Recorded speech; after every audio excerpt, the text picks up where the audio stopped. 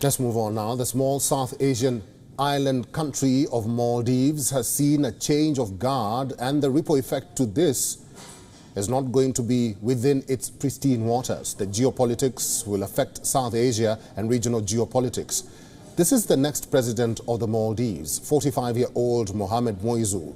He's the mayor of capital Male. Moizu started his political career 11 years ago. From a cabinet minister to leading the opposition, he has gained a lot of political experience, but winning the 2023 presidential election was not exactly in the plan.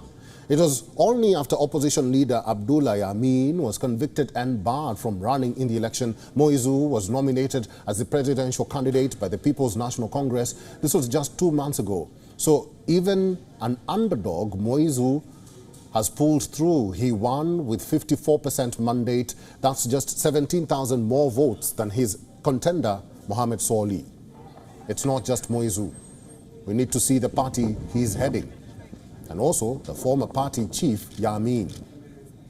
Experts are calling Moizu just a proxy of Yameen. Both talk about cozying up with China, both agree on distancing away from India, and both echo the sentiments of an autocratic rule. Moizu played a pivotal role in earlier governments. He personally rallied for China's Belt and Road Infrastructure Initiative. He oversaw an increase in Chinese investments and loans in the Maldives, including a substantial $200 million bridge connecting the capital to the main airport. In fact, just last year, Moizu told Chinese Communist Party officials that his party's return to office would script a further chapter of strong ties between both countries. That brings us to India. Moizu has also been championing the India Out campaign. In the run-up to the polls, he has pledged to expel Indian military personnel stationed in the Maldives. But the big question is, can Moizu afford to isolate a power like New Delhi? We asked this to a journalist and author who has been studying politics in the Maldives for a long time. India is a regional power, and India has always been there when the Maldives has been in need. If we go back to 1988, many people won't be aware, but there was an incursion of Tamil mercenaries into the capital, Male. It was India that came and helped out. If we go to 2014 or 2016, there was a problem with the desalination plant. We had no bottled water in Male. It was India that sent airdrops. It's just a geographical fact. I think that India is going to be the main partner. And the issue with the troops, I'm personally not aware of any increase in Indian troops. There will always be Indian troops in the Maldives helping out with technical issues.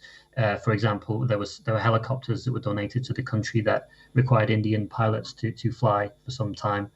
And I expect that to continue. I personally think the India Out campaign was lazy populism from an opposition that doesn't really know how to operate. Speaking of democracy, how have the people reacted to Moizu's win? Well, during the election, voters had showed disappointment with both candidates. But another aspect to this is polarization. In the first round of election, but both leaders failed to secure the required mandates. Moizu secured 46%, while Soli was a distant runners-up with only 39.05% votes. In the second runoff, Moizu won with 54% to Soli's 46%. These numbers are testament that Maldives remains a polarized society. It remains to be seen how Maldives will fare under Mohamed Moizu, but the islands of Maldives remains to be crucial. It sits in a strategically vital position in the middle of the Indian Ocean. It is part of the world's busiest east-west shipping lanes, and with everyone eyeing the South Asia for future trade, Maldives is expected to take the center stage.